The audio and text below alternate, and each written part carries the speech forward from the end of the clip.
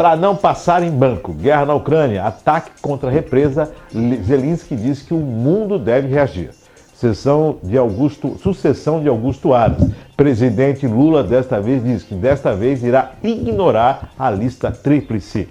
CPMI de 8 de janeiro apresenta hoje plano de trabalho. Cubatão, Refis. Câmara vota hoje o projeto que institui o Refis, Programa de Recuperação Fiscal do município. Cidade de Santos. A administração comemora 6º ano com o menor índice de mortalidade infantil e o menor nível da história. Juliana, dessas aqui, alguma para você comentar? Eita, são tantas. Coloca de novo aí, Maria Clara. Deixa eu ler ali uma coisa. Essa da Ucrânia foram 24 localidades já inundadas, então o pessoal socorrendo aí as vítimas devido a essa explosão da represa, né? Foi bombardeada a represa. Sim. E Zelensky acusando a Rússia. E o clima está esquentando ainda mais. Né? Ali é um território hostil, em guerra, e qualquer ação que aconteça, com certeza vão se responsabilizar os países que estão em conflito, né? Então, e aí, para além das questões naturais, dos desastres naturais, vão ter certamente essas ebulições, né? O fato já pediu reação no mundo, quer dizer, é uma situação em que está caminhando para uma condição cada vez mais grave, né? Mas, claro, vamos as notícias, bora. Para não passar em branco, para a Juliana escolher uma para ela comentar. Guerra na Ucrânia, sucessão de Augusto Aras, CPMI de 8 de janeiro, o Refis e Cidade de Santos. Essas são as para não passar em branco. Então, eu acho que aí a destacar, com certeza, essa questão da guerra, pelo que a gente comentou agora, a questão da CPM e do 8 de janeiro, plano de trabalho em curso, ou seja, os deputados lá e senadores que fazem parte dessa comissão estão aí trabalhando para poder investigar todas as ocorrências do 8 de janeiro, lembrando que o 8 de janeiro foi aquele dia fatídico em que os poderes da nação foram violentamente atacados pela não consideração do resultado eleitoral. E isso é muito grave, né? A gente não está aqui falando sobre se a cor é vermelha ou se a cor é verde e amarela. A gente está falando aqui sobre uma questão que é a defesa dos patrimônios brasileiros que foram depredados. E isso precisa ser investigado. Há um clima de grande ebulição, né?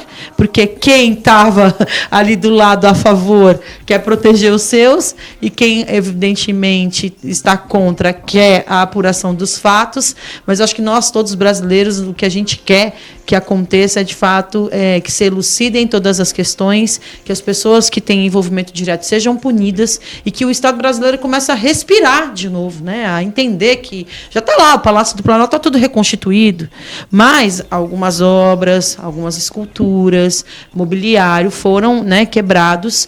Alguns vão permanecer com essas marcas para lembrar desse dia fatídico e fazer com que a população reflita, né, nos momentos futuros, mas a gente precisa entender, né, como se constitui o Estado, o que a gente tem de direito para protestar e o que a gente não pode fazer para protestar. E uma delas é, com certeza, tomar os espaços do poder público e depredar. Isso não é concebível, né?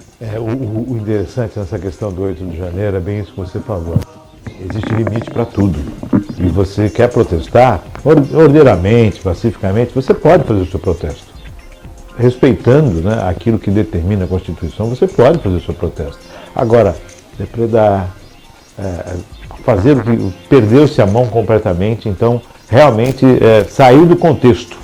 Qualquer que seja a manifestação, seja a que aconteceu no 8 de janeiro, seja as futuras manifestações que possam ocorrer, tem que se ter ordem.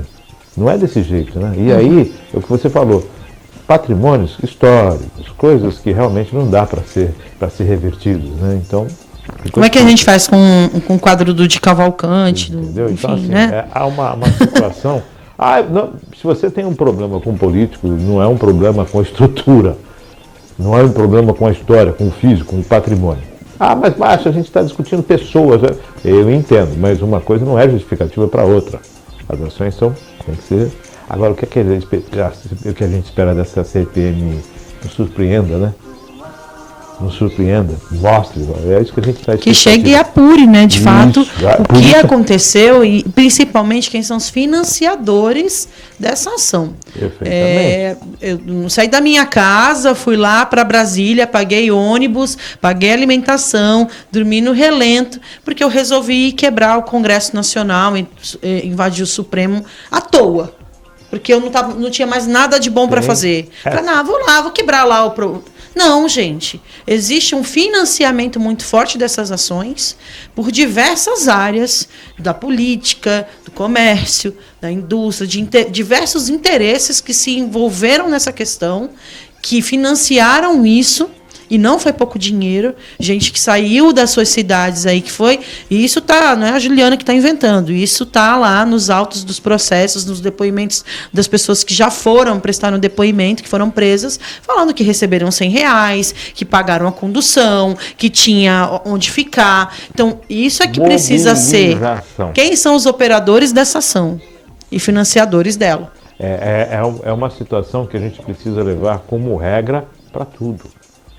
Porque para não se abrir brechas. Então, olha, esse tipo de coisa está acontecendo, esse tipo de coisa tem que ser proibida por lei. Opa! Instituído por lei. É espetacular isso. Nós vamos falar mais disso aqui hoje, é interessante, mas eu concordo com a Juliana. Vamos a fundo, descobrir que realmente está por trás disso e trazer a baila aqui e, elencar nome, dar nome aos bois. Tem que dar nome, exatamente. 10 horas mais 3 minutos, vamos para as matérias desta manhã. Tem pouca matéria hoje. Menino, quando eu recebi o press kit aqui das matérias, falei, menino... Tem pouca matéria hoje. Um dia para o outro surgiu tanta notícia assim. Que bom, hein, Brasil? E olha que a gente selecionou, tem mais.